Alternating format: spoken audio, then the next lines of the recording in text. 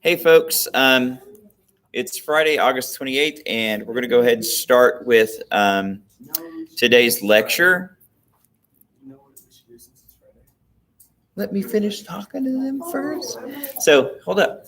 All right. So, today we're going to talk about chapter 8. When we come back on Monday, we're going to talk about chapter 9 and 10. So, make sure that you've already pre-read those before we start our lecture for that. I'm going to remind you at the end of this, but we're going to have a quiz next week over our vocabulary terms. And the quiz is going to be over that first set. I think it's chapters 3 to 8. I'll have to go back and double check. But it's either going to be Wednesday or Thursday. I haven't made up my mind on which day we're going to pick yet because I want to see how the schedule is going to lay out first. But do expect to take that quiz in the middle of the week. It's going to be mostly multiple choice and matching and that kind of stuff. So make sure you study, right? And it's going to be over the Quizlet's terms. If you look at your notes, that'll help you.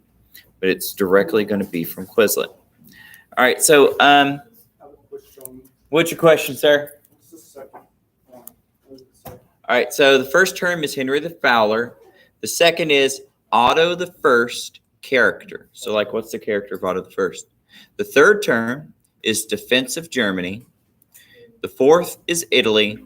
And the last is Holy Roman Empire. And you might see it later on abbreviated in our book as HRE because like even authors and stuff like that hate typing that out over and over again. Holy Roman Empire did that. So, all right. So our first image up here, this is of Otto the First. And so the thing is after the fall of Charlemagne's kingdom, after he passes, his heirs and then his heirs and then so on and so forth are going to have civil wars and disunity. They're going to be disrupted by invasions from different groups of people, especially Vikings, the Northmen. Eventually, when his family line dies out, his lands are going to be broken up into much smaller kingdoms. And these smaller Germanic kingdoms want to keep their independence. So one way that they keep their independence but still have someone in charge loosely over things is they elect a head king. And so first, they're going to elect one guy. We're not really worried about him. And then they're going to elect Henry the Fowler. Henry the Fowler is going to be the king of these German people, and he's going to help fight off a lot of the invaders from the east, Magyars in particular. And he's going to also establish, when you see like the march of this region or the march of that region, that's essentially like saying like the battlefield, right, of certain places. And that's going to be an area that they defend. And so here's a picture of Otto the Great's lands all through here. Remember, Charlemagne used to have all of this too. But a lot of that, you're going to start seeing France is going to start separating itself and making itself more distinct from the Germanic places. Otto is also going to invade into Italy, and he's going to do so claiming to protect the Pope. But because he's going to take so much of northern Italy, later on, other rulers who are going to be in charge of this newly established Holy Roman Empire are going to come in over and over again, invading Italy because they say they have a claim on it. And Italians are going to get super stinking rich, whereas Germans are going to be super stinking poor. And the Germans are going to be like, we might be poor, but we have a strong kingdom in that we can field an army. And big armies, even if they're poor, beat up little armies, even though they're rich. And so usually these poor little Italian cities couldn't fight back against a unified German people. So it didn't work out very well for them.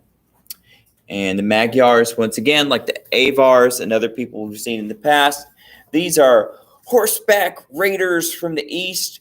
It's a tactic that comes up time and time again that's very useful. Hey, how can I help you? You got more of them? Thanks. Oh, did you get it? I got it. So, and this is going to be useful, and it's going to be useful for a long time later too. And it's not just going to be Europeans. We're going to see later on that Muslims are going to be overrun by fighters such as this as well. The Chinese will be. India is going to be taken. Most of India is going to be taken over by the same tactics: fast horseback riding archers who are able to fight going forward, backward, sideways. You can't catch them. Small, fast horses. And European and Germanic horses were tended to be bigger and slower. They were strong. They were good for like hauling things and plowing fields and stuff. But they couldn't catch up to these ponies. Couldn't do it. So, all right, let's go ahead and get our terms. So our first term is Henry the Fowler. So, dear class, who is Henry the Fowler? Why was he called a Fowler?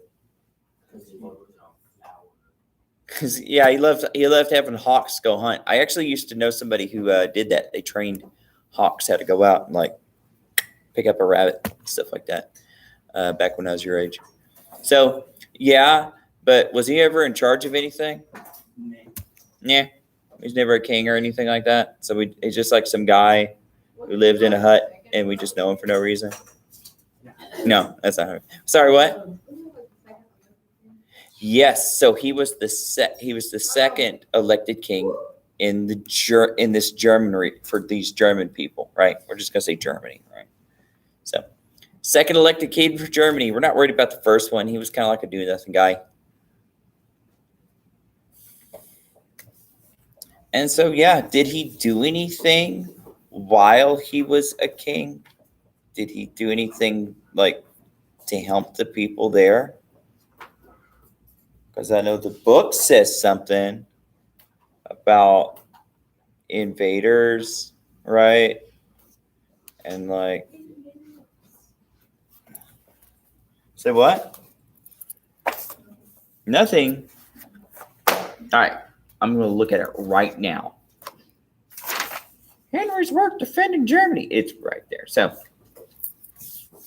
it's a small part. But is he going to do anything kind of like Charlemagne, maybe?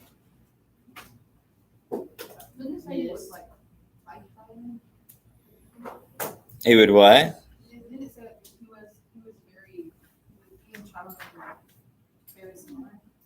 Yeah, and they mostly said that for Otto.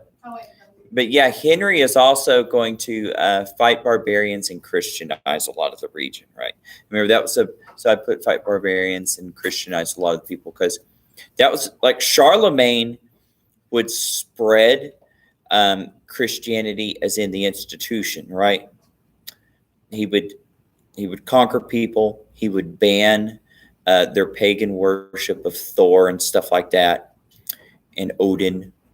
But he would send in missionaries to establish churches and abbeys and stuff like that. And we'll talk more about those things later. But I mean, he didn't like do a lot to like educate the people and like convert them in an individual way. So Otto, so yeah, like you said, Otto was a lot like Charlemagne, right? Like supposed to be his what? Germany. A lot of Germany. Yeah. So like when we're saying Germany, we're talking about area. We're not talking about a unified country yet. Because these people, they I guess like really like the way to think about it is like I think of it as a confederation. They had a king, but the king wasn't really in charge of them except for mostly like war and stuff like that. All right, so like she said, Otto the First, similar to Charlemagne. So he was a big guy. He was a warrior. Said he had a temper tantrum problem. I don't know. I never met him. No, I'm not a time traveler, and I'm not immortal. I have a beginning and an end. So, yeah, well, at least a beginning. All right. So, like Charlemagne, Anything else? Okay. Yeah, that's kind of small. All right. Now, here's something I do want more information from. So, what was his defense of Germany like? Hunter, how did Otto the First help protect the people in Germany? Who did they protect them against? Like, which one? Oh, there were a lot of them. Well, pick one.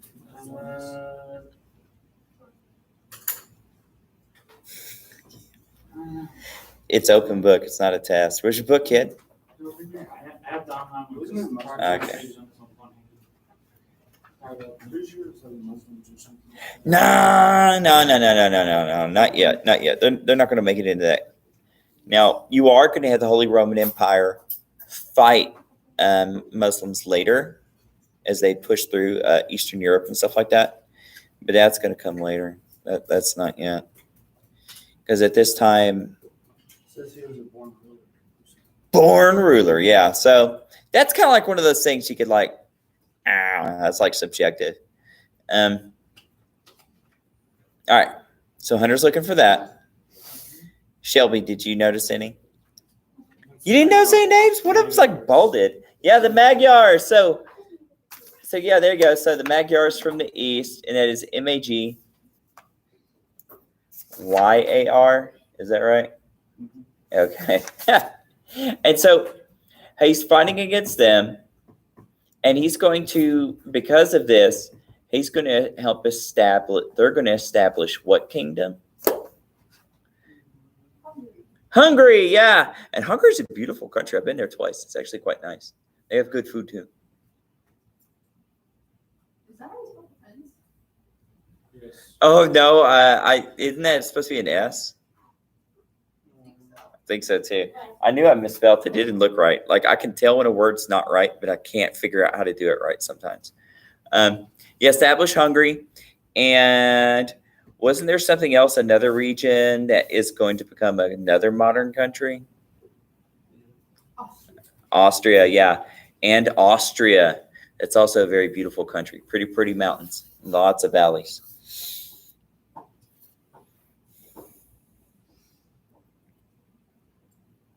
Yeah, so that's one of the reasons why like people in Europe are like Otto the First, because he's going to set the groundwork for a Christian Germany that's defended against from invaders, and the establishment of the country of Hungary and Austria, which, if you know anything about Austria and Hungary, they're not always going to live with one another that well, and it's going to help cause World War I way later.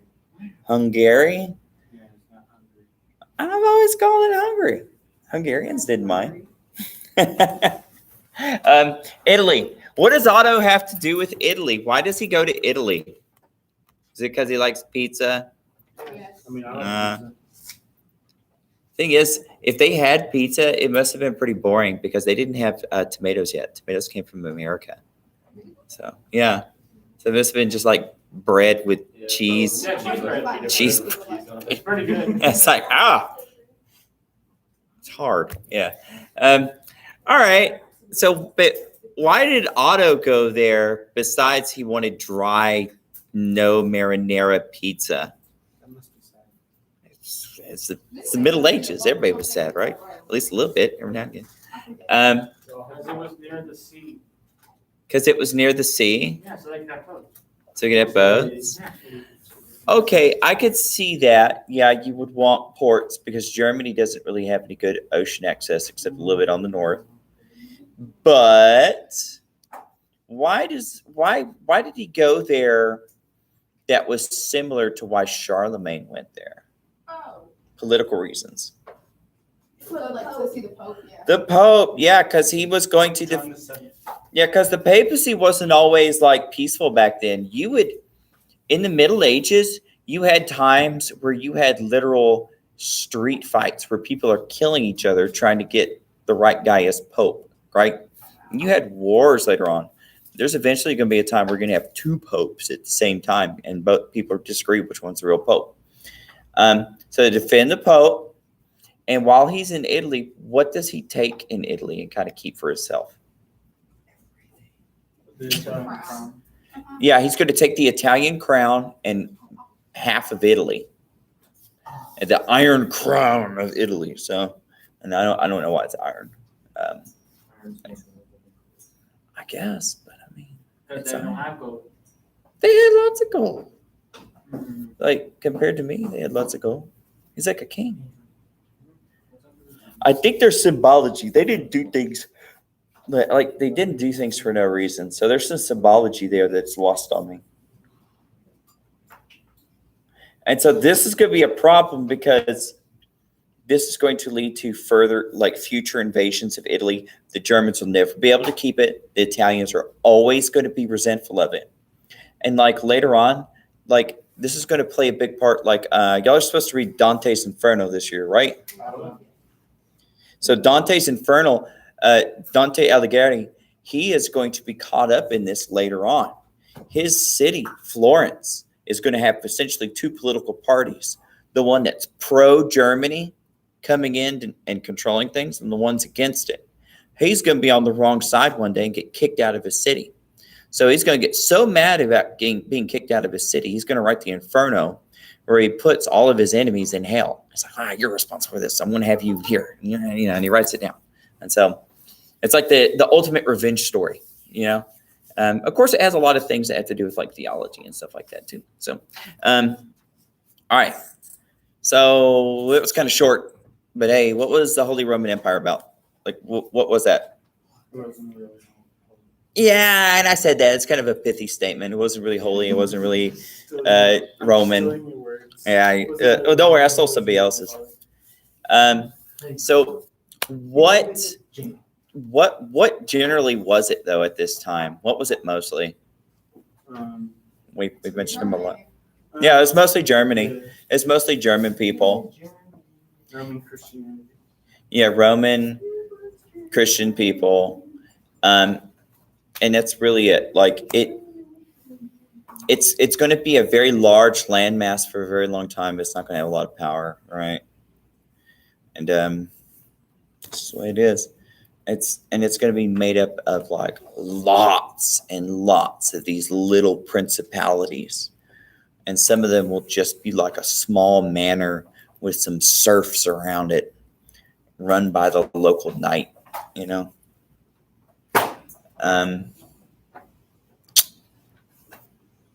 And I've just put you're good. There you go.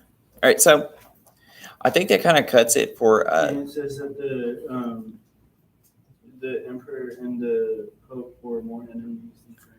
yeah, it's true. Yeah. So they are always going to try to control the pope. So that's one more thing I put there. Yeah, they're constantly going to try to control the pope in Italy, like constantly, and they're always going to be at odds with the French, but not quite as much as England will be later. We're going to see that England's going to be at war with the French for like ever.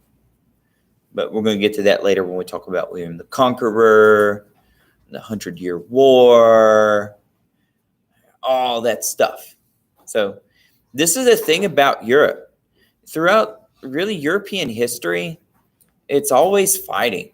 Like they're always killing each other. Europeans love themselves some dead Europeans. It's just kind of it's how their society is.